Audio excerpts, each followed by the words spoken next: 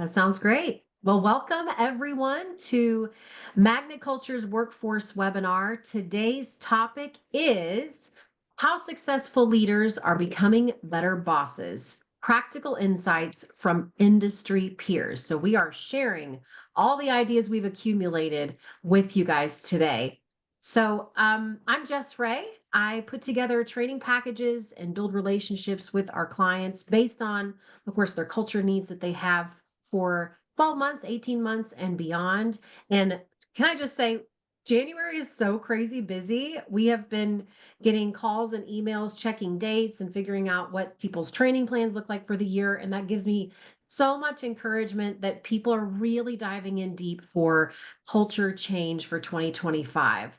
Today, I am joined by Cara Silletto, President and Chief Retention Officer at Magnet Culture, Hey, and girl. Alayna Thomas, a workforce and Gen Z strategist here at Magnet Culture. So, our Magnet Culture team just last year alone conducted, it felt like two or three workforce retention intensive retreats per month.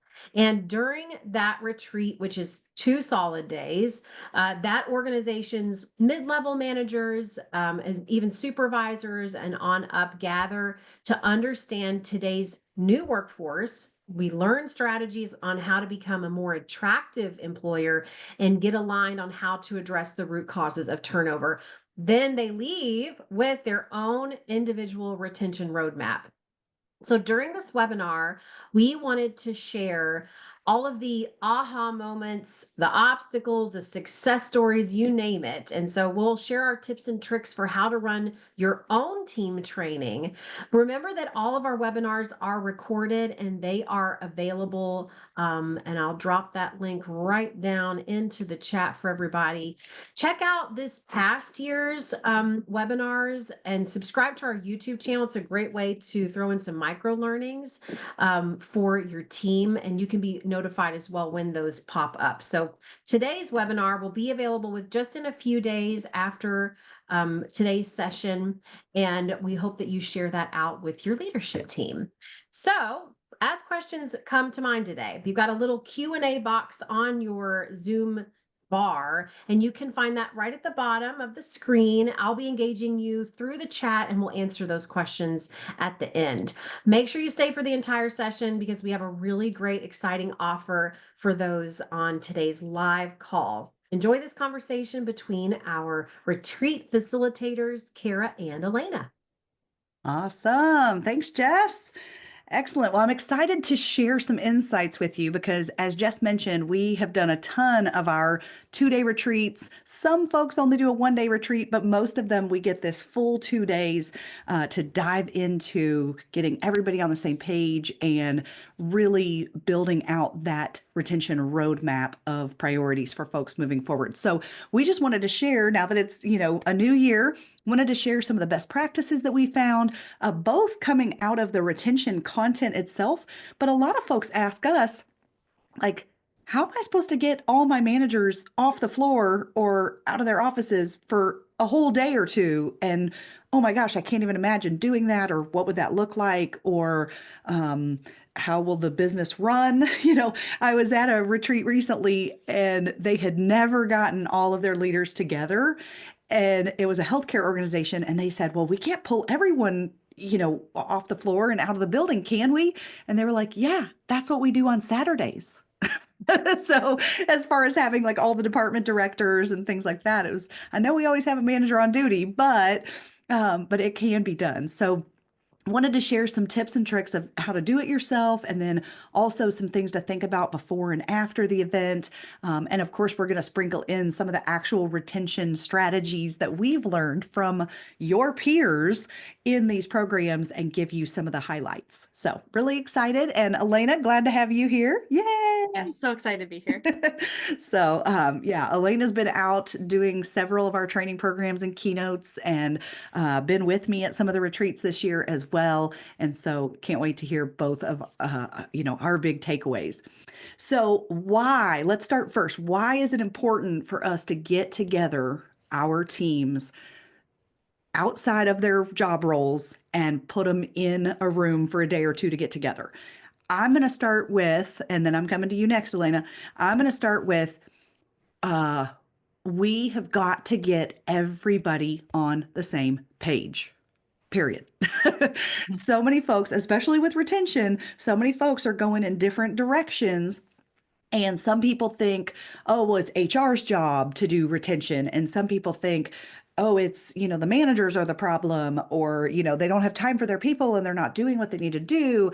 And there's different assumptions being made. We hear all these assumptions of people will just go anywhere for a buck more an hour. So it's not my problem as their supervisor. It's because we can't pay enough at this company. Those kind of assumptions, right? And so I think, first of all, we got to do some myth busting and we've got to get everybody on the same page, knowing that leaders, supervisors, managers, directors have the most influence on whether people stay or go, right? Yeah, That's and where I'm going to start.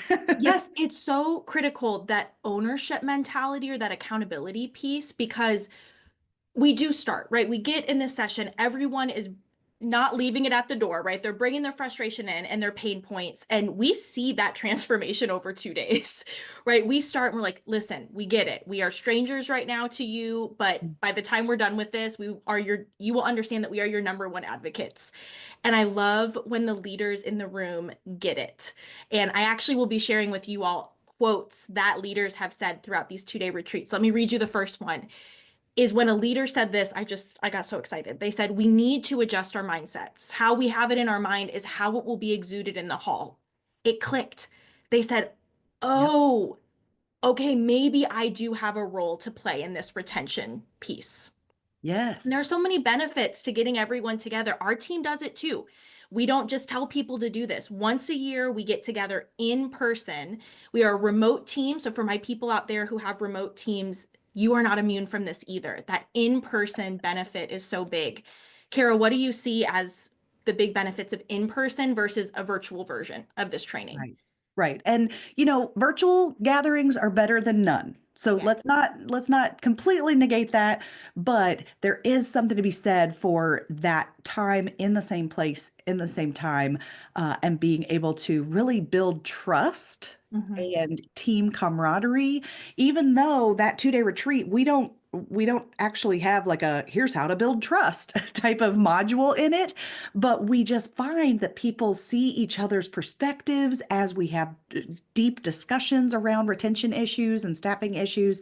And so it builds the trust between the leaders, because sometimes that's another disconnect that I see. Some leaders feel like, well, so and so just doesn't care.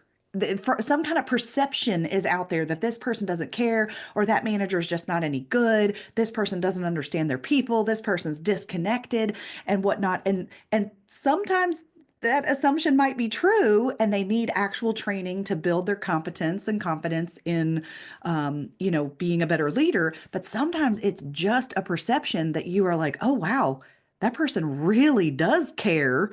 I just saw a negative experience that they were going through, or I saw them on a bad day where it looked like they didn't care about their people, but clearly with the remarks they're making today at this retreat, they absolutely do. They want to be a part of that solution. So I see it building a lot of trust among the leadership team, as well as camaraderie. That just fun. We have fun. We laugh. We joke. There's some activities, lots of discussion, things like that. And then also, I think another benefit of getting everyone together, and it might be a little more indirect, but when you invest in getting all your leaders together, whether you do it internally and do your own event, or you bring in experts like us and run an event like this, when you get everybody together, it actually shows the rest of the staff and the entire organization, and even those you serve, that you are serious about developing your leaders, that you are making this investment, not just of money, but of time, and that you want to put retention as a priority, and you want to help give people the skills and tools and tips and tricks to be better bosses. So it does also have that indirect impact and benefit of showing that commitment and investment of being better next year. That every year we're going to be a better organization for our folks and create that better place to work. And it's that perception that goes both ways, right? So the people in the room do have a perception. This is true of really any industry, and I've heard it. I wish Hmm. I could say it was different, but it's the perception that corporate, right? Corporate in quotes, or the perception that HR or that, fill in the blank group that I have this visual of doesn't care about me either. And so this, by already doing this, you are squashing that perception because of what Kara just said. And you're creating a space where you say, we care so much about what you all think that we're going to give you a space to talk about this. And sometimes we've got corporate, that big perception in the room, and sometimes it's a space without them. And both have been so beneficial to get down to the real and past that myth busting into what are some of the roots here. And one of the questions that I love that we ask is, we start at the beginning, before we've taught anything, before we've busted any myths. Why do you think people leave or stay here? And usually starts, like Kara said, with, well, nobody wants to work and they're going to that place up the road for $1 more an hour. And it's Yep. not about my ownership, right? It's like, well, they're just doing that. And then we spend some more time talking it out. We're like, okay, well, what else? What else could be true? So let me just read you some common answers, and Kara, butt in and interrupt me on any of these. The role is not what they thought it would be. Either the job responsibilities or the culture, we didn't give a realistic job preview. Oh yeah, happens all the time. Yeah. You Yeah. care so much about getting them in the door that you paint this picture that is not actually reality, right? Right. I think They, most of the folks I talk to, they have learned that we can't just do the roses and cherries and tell people how great it's going to be, especially in difficult fields. You guys know I do a ton of work in senior care, and so there are difficult parts of that job, that profession, and whatnot. And so we also have to lay out the good, the bad, the ugly right up front. Otherwise, if we try to hide it, we've learned that that will just cause turnover later from this whole "this isn't what I thought it was going to be" type of response in the first week or two or three. yeah, you know, yeah. yeah. They also say, I don't feel heard or recognized. There's Mhm, no growth potential. We're burned out. We mhm. forget to check in until it's too late, right? We forgot about that person and the reason why they left. We don't even know why they left because they're already gone. We forgot to ask them. Yeah. We have some people who they uh they left for their break and they never came back. And so we start looking around. It's like, where's her purse? Oh, her badge is over there. you know, something. So yeah, unfortunately that happens too. And if we don't check in with our folks, as we know from all the other webinars we've done, if we don't check in with folks and have that genuine connection with people, they'll just think, why do I even come back tomorrow or this afternoon? Because nobody cares if I'm here, nobody appreciates me, values me, all of that. Absolutely. I was actually just talking with a group of HR leaders, mainly CHROs, and one was saying that their number one issue, they were like, Alayna, do you have a solution for this no call, no show issue? Right? That they leave and they're not coming back. We didn't even know that they were quitting their job. Yeah. They figured out, they got creative. We'll talk more about creative solutions in a second, but they got creative and realized that the fact that you had to resign in person was the barrier. So people were just leaving because they didn't want to pick up the phone or come into HR's office. They came up with a creative solution to actually say, you could just send us an email. And that has fixed one of their key, the no call part of their no call, no show. And Ah, now they're able to get to the next level, which is, well, why aren't people coming back? Which is the conversation that we have at the beginning of these retreats. So let me give you all a couple more. Someone has said, we don't offer paid days off until 6 months. So they leave because they have something going on in their kid's life or in their family's life. I mean, oh yeah. Kara, is this a major turnoff for people to come work here? Can Oh we fix yeah. that? Elena and I were down south doing a retreat, and I remember the executive director said, well, we don't give access to PTO for 6 months, but I asked around, Kara, and I found that everybody else around us in this industry made them wait 12 months. So we thought 6 months was fine. Sure. And then it was like, but 6 months is not fine for the workforce. I mean, I get that you're trying to do better than the average or better than what has been normalized, but we have a lot of conversations in this 2 days around, and this is something I encourage all of you to do, is kind of challenge what has been normalized. Just because something has been normalized either at your organization or in the entire profession, the entire industry has kind of normalized it and accepted it as it is what it is, I would put that up for discussion. And I really hate this phrase, but somebody even just messaged me the other day, knowing my style and knowing how bold we are in our conversations with organizational leaders. And she said, I remember you saying, Cara, every sacred cow has to be up for slaughter. We can no longer say, well, that's not a conversation we're willing to have here at this company because that's the way it is, or that's how it's always been, or that's how so and so wants it to be. It is just a non-negotiable. It is not even up for discussion. And I'm seeing some of those non-negotiables finally come to the table and say, we gotta talk about that. So yeah, Yeah. that's Yeah, really important. absolutely. And I'll say one more is the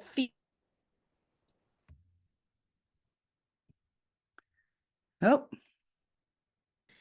maybe they even say, this is the first, oh, did I go away?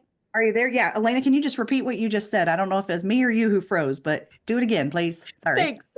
Um, we hear across the retreats poor teamwork or poor communication across the Mm, organization. yeah. Many leaders have even said, I've been here for 5 years, and this is the first time I've ever met so and so who leads that department. Yeah. So we're not going to drop our, that's my honest response, right? In the moment, I'm not going to say, what? Oh my gosh. Instead, we flip it and we say, well, I'm so glad that we're here today all together. Hmm. But what we have to do is when we learn about one of these perceptions or pain points or get to the root of why people are leaving, we like to weave that into the rest of our conversation. We have yet to deliver two exactly identical retention retreats, right? And two identical trainings because you have to adapt to what your leaders are saying there. Yeah. So the things that people said, these reasons are things that we can fix. And once we start there, then we can spend the rest of our time figuring out how to fix that and how to get on the same page to prioritize for going forward. Absolutely.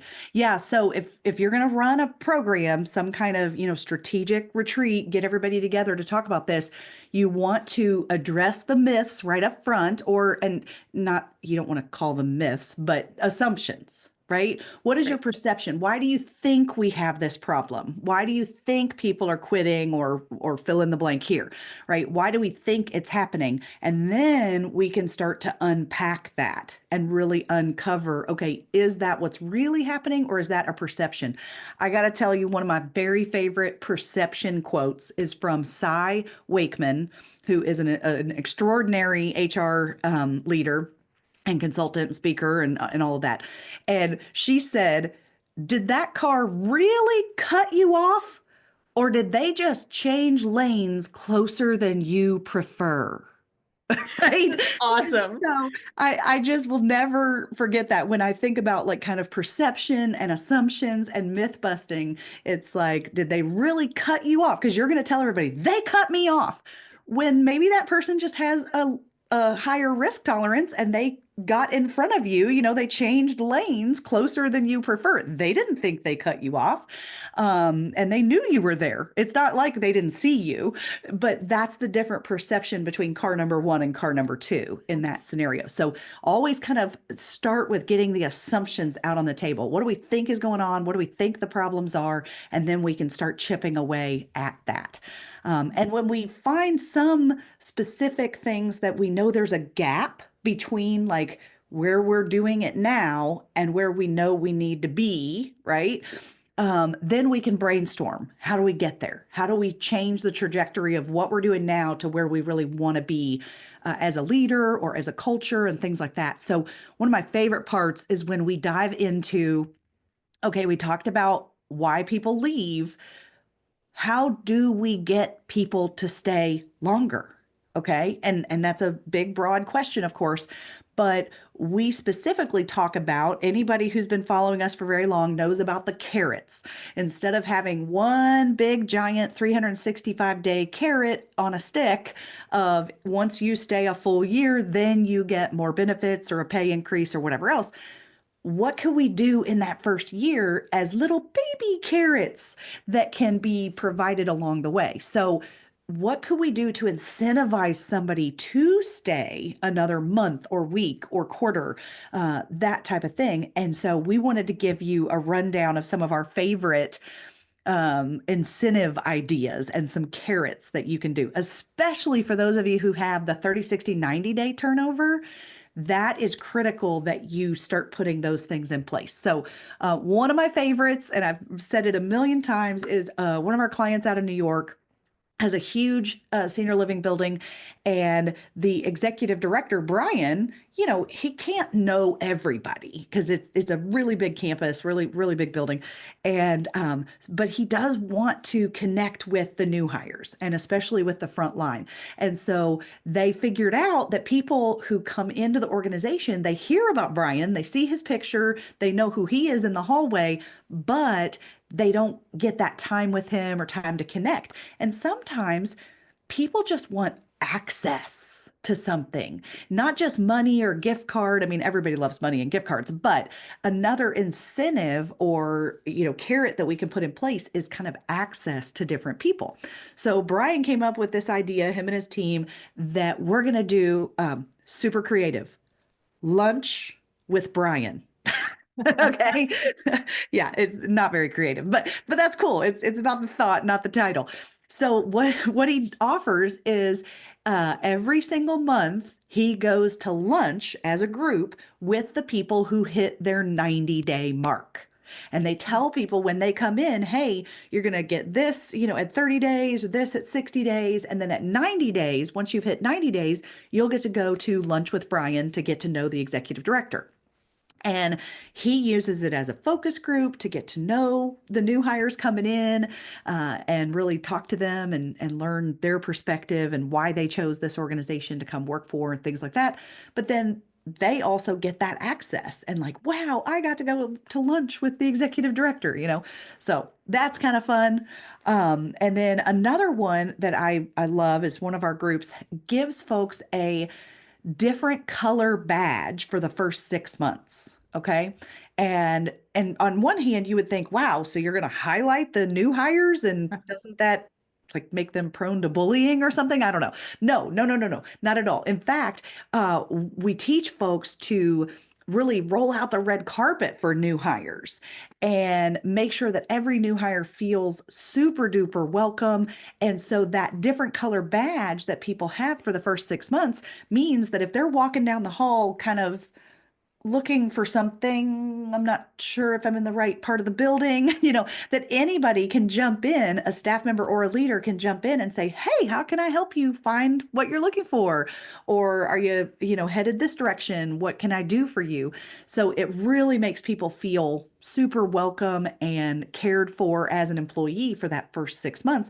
And then at the 6 month mark, so here comes the carrot that we offer, is they have almost like a ceremony of you get your da, da, da, da, new badge, and you switch over to the traditional color of badge, which is more like, hey, you're a veteran now. You've been here 6 whole months. You get to turn around and potentially mentor others and help onboard and things like that. So those are a couple of the different areas we want to think about: 30 days, 60 days, 90 days, 6 months, 9 months, 1 year. What else can we do? So yeah, Alayna, you want to run through some other ideas? Yes. And before I do that, I was just at the grocery store 2 days ago. And so I want to give an example that I haven't heard, but I just saw a great company do, is they made an announcement over the entire store and said, okay, if everyone can join me in thanking, I'm going to give you as an example. Cara Silletto has just hit the 1 year mark with us. Great job, Cara. You're doing a great job. And I mean, I was in the aisle and I was like, it's kind of like when someone sings happy birthday in a restaurant, I was like, okay, yes, I would participate. And it also is Yeah. really cool. So if you're like, okay, we don't do name badges, or that's going to be really costly for us. If you have an intercom system, that costs nothing, right? So get your different hats on. And one of them you might think, we can't do that. It's too expensive for some of what I'm about to say. But you can actually get really creative of what do you already have in place and how could you use some of these? So let me get through as many as I can. Some people said we have a lot of early morning shifts, and so we want better choices for breakfast in our vending machines to help our morning shift people feel ready for the day. Hmm. We do events for our residents or for our clients? And why don't we do those events for our employees so we can show that we appreciate them? Mm-hmm. We work a lot here. We are asking people to work longer shifts. Maybe we could rework the schedule so that we give 3-day weekends after longer shifts. Okay. Most of our people, many of our aides take the bus. So we could do monthly bus passes as a raffle or a gift, right? Not give, we talk about this a lot. Don't give a Starbucks gift card if the people that you work with don't drink coffee, right? Get to know your people and what they do. Yeah. Another group, And like, go let me ahead. let me jump in right there too, because I don't drink coffee, so I think it's funny when people give me a Starbucks gift card, it's going to get regifted. That's cool. I still get value. I give it to somebody else, and it brings me joy. Um, but another thing is, if you've got staff or team members who are struggling to pay the bills or get gas and groceries and things like that, like if you know your people, then just make sure that you personalize any kind of gift cards or gifts that you're going to give folks. That makes it much, much better when it really means something to them. Yeah. Yeah. And think about these creative solutions. If there's a common problem, use these carrots to not only help with tenure and with retention, but also to solve a problem. So one group said, okay, we are constantly fighting with our new hires to get their learning modules done. So what if we give them a t-shirt that they can wear on the job, that they can wear for our casual Fridays once they finish their learning modules? Yes, that's a good milestone. Yes, Like, so it's when you do this thing, then we're going to give you that. That's the incentive-based approach instead of punitive. Like, if you don't finish those modules by Friday, we're going to yell at you or dock your pay or give you a demerit or whatever they're going to do that's punitive. And instead say, hey, when you finish this, you get the t-shirt, yeah. you get the chip clip, you get the umbrella. Yeah. Yeah. And I loved when a group said, well, why can't we just utilize and promote what we already have? Like, these are great and I love these things, but we have so many benefits that we aren't using very much. And it True. was awesome because, right, the leaders are in the room. This isn't put it in the chat and, we'll get to that later. Someone said that, and then someone else who was in one of the HR roles in the room said, wait, what benefits do you all need? Let's actually work together on that because we could build a one pager for you to give all your new hires about all of our benefits. In Yeah. the room, we solved a problem right there. And it was awesome because that was a pain point for one group is like, I don't know how to work I know we have a company intranet, but my people don't sit at the computer all day. I Yeah. need something that I can pin on the bulletin board in the break room. It was great. Yes. So often we find that one leader or one department is doing something great and nobody else knows that Yeah. that's being done. And it is a best practice in the organization, like within your four walls or under your roof. But only one team is doing it who came up with it. And so sometimes in these programs too, you want to give time for them to share their own best practices. So in certain programs that we do, we actually have tabletop discussion time where they will share at their table what is an incentive that they are doing. Not just, there's a double benefit of we can brainstorm new ideas or we can share what we're doing that does and does not work to help expedite others' success who are at the table as well. So you can put both of those on your agenda. And recently, I was in North Carolina doing a program and I was surprised they brought up an old carrot that I used to talk about and kind of an incentive appreciation tip as well. And I hadn't heard it in a while. We have so many ideas, they kind of fall by the wayside sometimes. And so it took me back to Staying Power, which is our retention book. And for those of you who have a copy, right on page 152, I'm writing it down. it says, 152. bring back newsletters. Okay, bring back newsletters because that is a free, easy way to recognize, just like she said at the grocery store, like, hey, it's Cara Silletto's 1-year anniversary.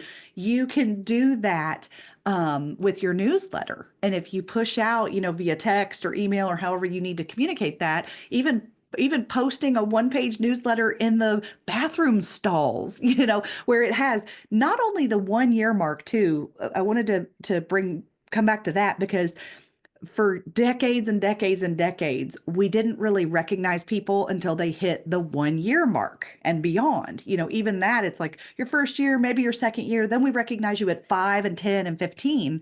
And I think recognizing people at a lot more Mhm. milestones, it's free, as she said, and it's really quick, really cheap, and can still mean a lot to people when you say, hey, you hit 30 days, you hit 60 days, you hit 90 days if you're an organization that has 30, 60, 90-day turnover. Now, if you don't have 30, 60, 90-day turnover, then maybe you can start at 6 months or the 1 year mark.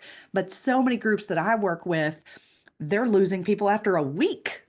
And so they need to say on Friday, woohoo, week 1, how did it go? You did it, and just acknowledge that even if there's no gift card attached. That's Yeah. really, really critical. Yeah, absolutely. Well, I'd love to ask you all. I know we can't have a full discussion around all of these, but could you drop in the chat for me, since we're in a virtual platform? What are some ways that you show appreciation or provide incentives to keep your staff longer? It can be something that we already said, but also new ideas are great, and it doesn't have to be like this wild rocket science thing. So drop in the chat, what are some ways that you show appreciation or provide incentives to keep your staff longer? Yep.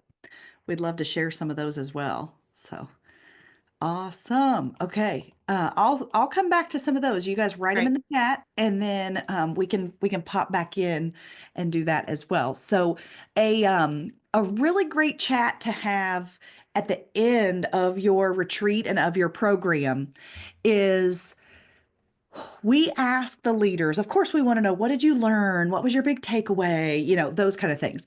But if you have the leaders of the organization in the room, and please encourage even your executives or your board to come and be a part of a retreat, okay?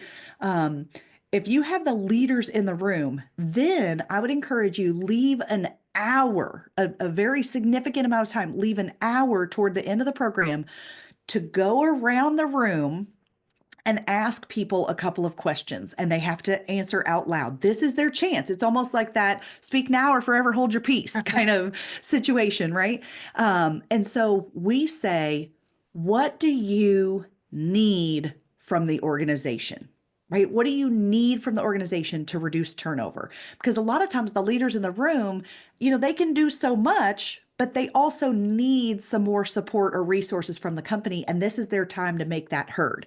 And then we have a specific person designated to write that down as we go through the room to capture those as well. So you can ask somebody to write that down and be the scribe for that part.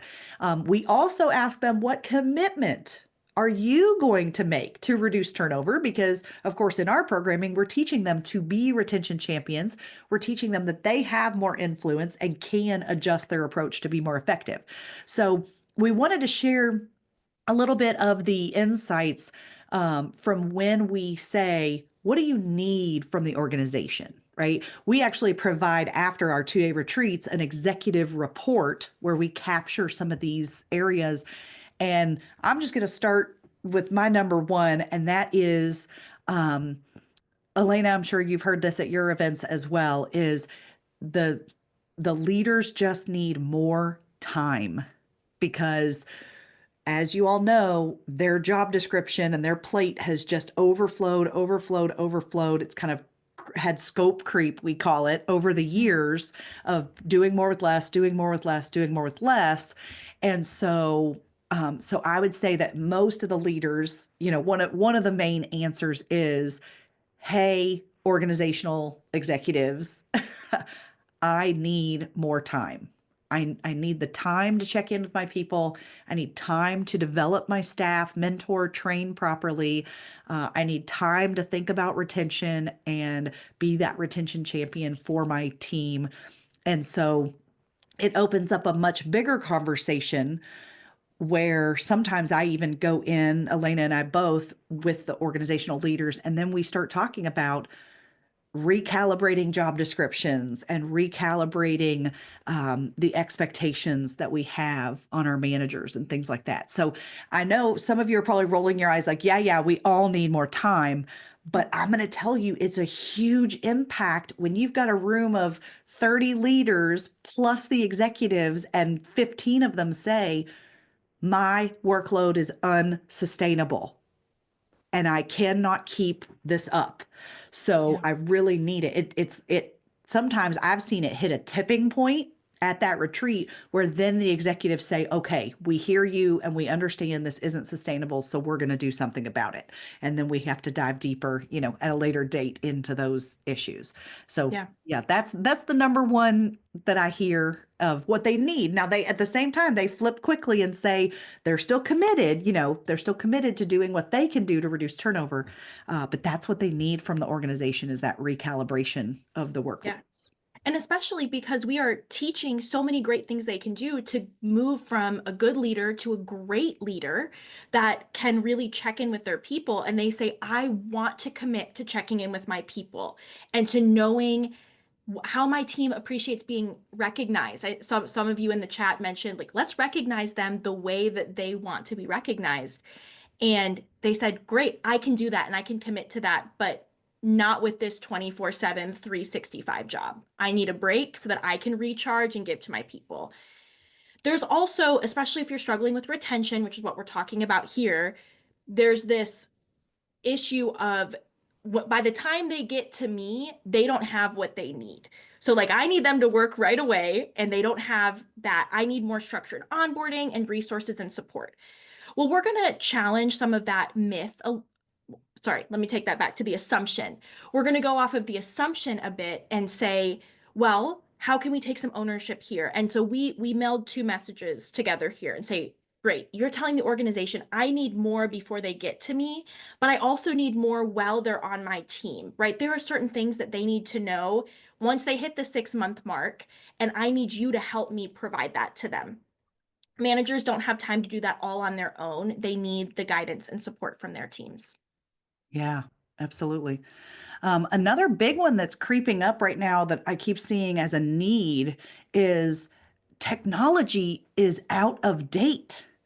And I even just had a group that told me the clinical team was telling me their clinical software, right, for the nursing team, their nursing software, the company who provided it and who built it no longer even provides updates for the software, which scares the you know what out of me because we all know that you have to keep up with software if you don't want it to crash, if you don't want it to get hacked, those kind of things. And so that's an area specifically in our new retention framework, which, by the way, we'll be launching here in a couple of months.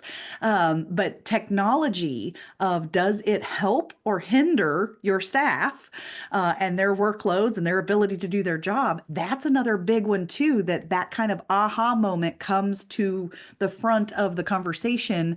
If systems are out of date, they just churn, they crash, they're not helpful, they don't talk to one another. We get multiple systems for multiple departments and they can't speak to each other. And then there's redundant copy and paste work and different things like that. So that's another big one that I continue to hear over and over Yeah, of a need. absolutely. Mhm. And I love the conversation that comes up around unsung heroes. So if you've got people that leaders of departments that are often overlooked in your group, so think about your maintenance or even your IT, when you have your IT leader there, that's like, people only call us when things are wrong. They don't thank us when things are going well, or housekeeping, any of those.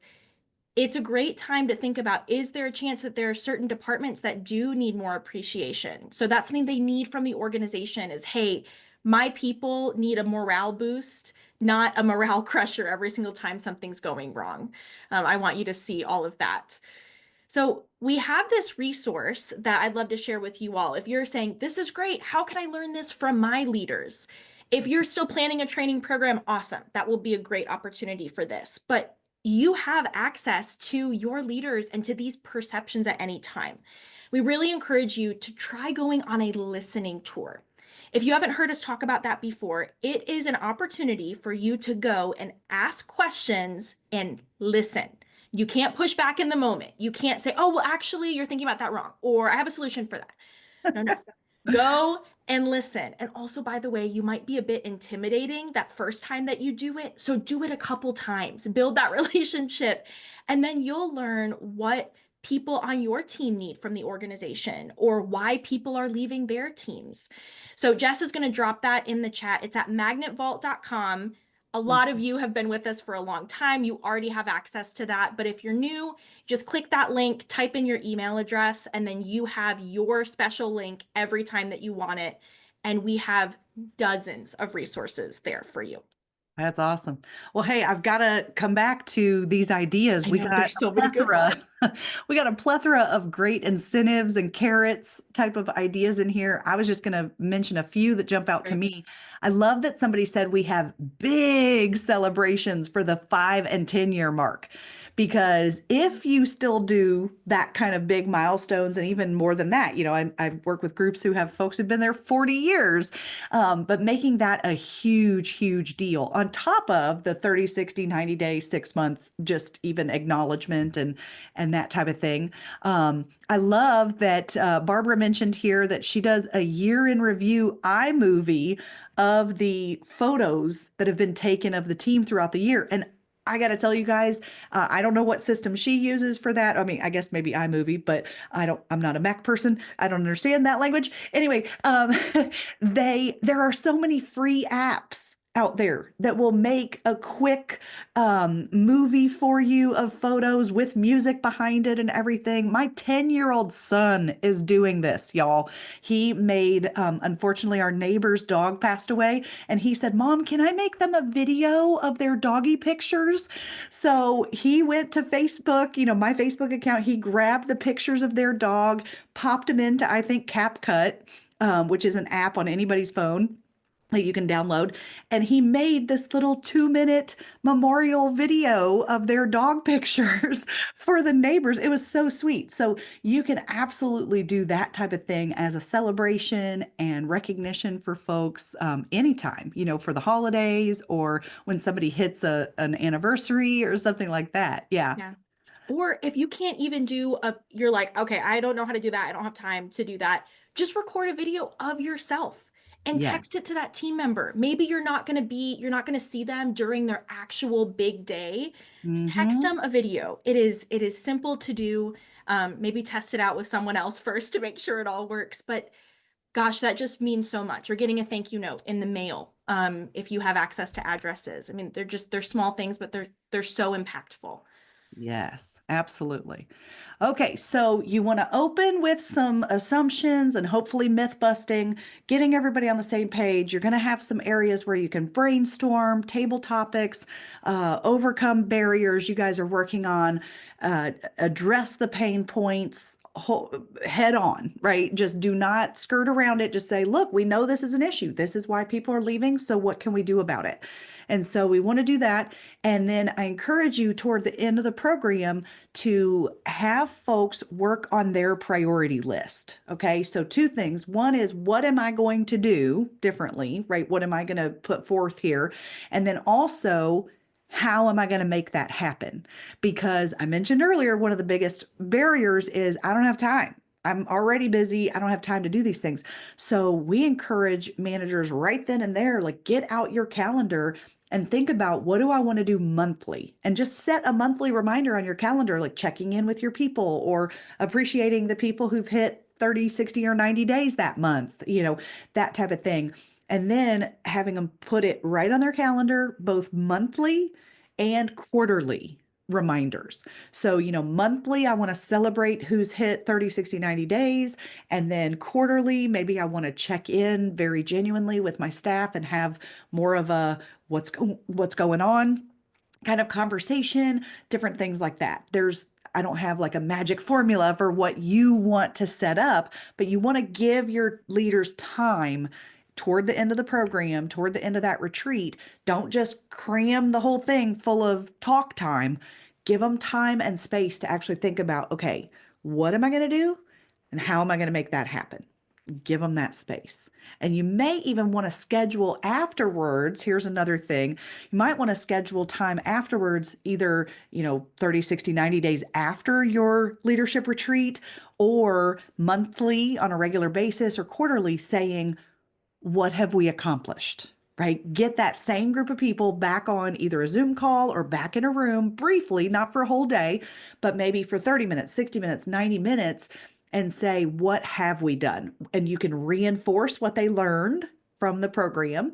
You can hold people accountable of saying, what have you done? You can also address roadblocks. Okay, why haven't you done what you said you were going to do at that retreat? And in fact, I talked to a CHRO just last week who they did their retreat with us in the fall, and she was a bit disheartened with, she said, well, I just don't feel like people have really done the roadmap that they set out. They were going to revamp their onboarding and they were going to roll out these new initiatives and things like that. And so she said, I just don't know that they did anything with what they learned at the retreat. And so we had a whole conversation around the difference between projects and kind of revamping programs, and how do we move a program to be a completely different, onboarding experience for folks. That's like a project that needs time, that needs focus. It has to have a runway of time to implement and things like that. And so she was a little frustrated that they hadn't done those type of big projects. But then I said, well, are they communicating more effectively? Well, yeah. Are you seeing more appreciation around the culture, around the floor, and everybody's like appreciating that job well done that we teach? And she's, oh, well, yeah, I do see some of that, right? And then it was, well, what about judgment? Are you seeing less conflict and less judgment of people? Have they truly realized that professionalism is subjective, and so they're not gossiping and talking as much behind people's back of, she should know better, who wears that to work, right? Those kind of things. And so what we realized is that the retreat that we had done, while they do have some initiatives in place that they're planning to implement, it still shifted the mindset. It still gave them quick wins of better communication, better appreciation, better team building, things like that, that they were able to immediately implement. And then we have to be realistic about how much time it's going to take to revamp something like onboarding. And then also, if you're going to do more of a project type of initiative, I think you need to have a task force behind it. It's not just one person's job, because if it's only one person, it'll get pushed to the back burner while they're fighting all the other fires daily. So having a task force, if you're going to revamp your onboarding, for example, to say, hey, let's put 2, 3, 4, 5 people on that. We will meet monthly or every 6 weeks and move the project forward at a reasonable time frame. Because everybody's busy, we have to kind of squeeze that in, but we can do it on a schedule and have an accountability team and task force for that. Yeah, absolutely. And I'd actually love to share my screen really quick to show y'all that it is really important, right? We don't want this to be an investment that didn't go anywhere. And we can see just from the beginning to the end of a session that some of our groups, we call these our retreat intensives, that's the language here, that we have seen up to a 48% increase in confidence and competence. Mm-hmm. We didn't magically come up with time for everyone to do all the things, but when they take ownership and they feel confident, they will then make the time and begin to work on these things that we talked about. So this is key. This is your ammo for getting a training like this together, or actually pulling your leaders off the floor if that's what you have to do, to say that we need to invest in them, that they feel confident and competent in these areas that we're expecting them to perform. Absolutely. When you can tie the results of your training programs and your initiatives, right? If you do retention initiatives, when you can tie it directly back to retention and lower turnover, that's great. But right now, what we're seeing is we've promoted a lot of people into leadership positions, supervisor, manager, even director and executive level, without giving folks the tools to be competent in their responsibilities and confident. We sometimes just go, you'll figure it out, sink or swim, and you were so great in that role, then you'll be great as the boss of that team, that type of thing. And even especially in our younger generations of leaders that we are now promoting, They might have even sat through the class. They might have even had the skill building, but they're not confident, of, okay, yeah, I watched a webinar on how to give feedback to people or critical, crucial conversations or, those kind of programs. And I learned it, step one, step two, step three, but I'm still really worried, is it going to work? And I haven't done it before. And that's that confidence side, right? They've got to have the competence and the confidence side. And so that's an area that we have absolutely been able to measure. If you're a person who has to go get approval for training programs and leadership development, you can say, hey, we can improve the competence and confidence of our managers to create that better place to work. So yeah, great thoughts, Alayna. We only have a little bit of time left. Do we want Yeah. to share some other best practices that we have for people? Yeah. So, okay, you guys, not only have I been doing this work specifically around retention training and leadership development for 12 years here with Magna Culture, but I have been an event planner of educational programs and a teacher for adult learning. And I have been around the adult learning world for 20 plus years. I can't believe I'm in my 40s now because I used to be the young gun, right? But not anymore. That's Alayna. So anyway, I just wanted to share some best practices when you get your team together. Okay. Again, this is if you're doing it yourself or if you bring a group like us in to lead a program. Do not put a ton of content in your retreat. You should not be talking at people. And I see companies do this all the time. Even if they just bring me in to keynote for an hour, it's retention for an hour and regulations for an hour and reimbursement updates for an hour and legal updates for an hour. And. Well, first of all, people can't remember that much information. We can't do retention of information as adult learners with that much coming at us. And we didn't get any time to process it and think about it and plan, and then we know that when people go back to their desk or back to their building, they're going to be inundated. So you want to actually build a retreat that allows people the time and space to think about it and really come up with a plan of implementing what they've learned. So Yeah. don't pack it too full. Also, if you can, tell stories, give examples of the feeling, right? What's that quote? People don't know what you said. They won't remember what you said, but they remember how you made them feel. Mhm. I think that's Maya Angelou, maybe someone else. I don't know. Sorry, I'm terrible about quotes. You can Google it. Someone But important said it, and it's a great quote. yes. So yeah, if anytime you can share stories about those that you serve or those on your team, that really sticks with like why we should change and make changes and stuff. Also, if you're getting people together, don't let them sit with their friends. Okay, don't let them sit with their friends. Make sure that you either purposefully assign it or that you shake it up and say, okay, only one nurse per table. The nurses can't sit together, or people from this department, you have to shake it up. And that way they'll make more friends across the organization or across different departments.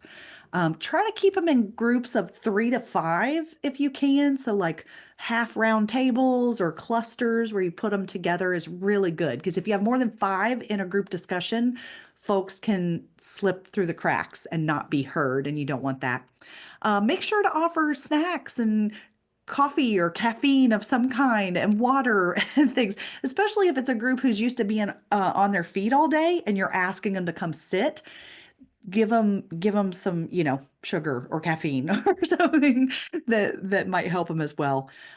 Make sure that you give time for networking and that your breaks are long enough, not just for like a quick potty break, but that they actually get to spend some time talking to each other. You'll get extra value out of like longer 20-30 minute breaks, for example.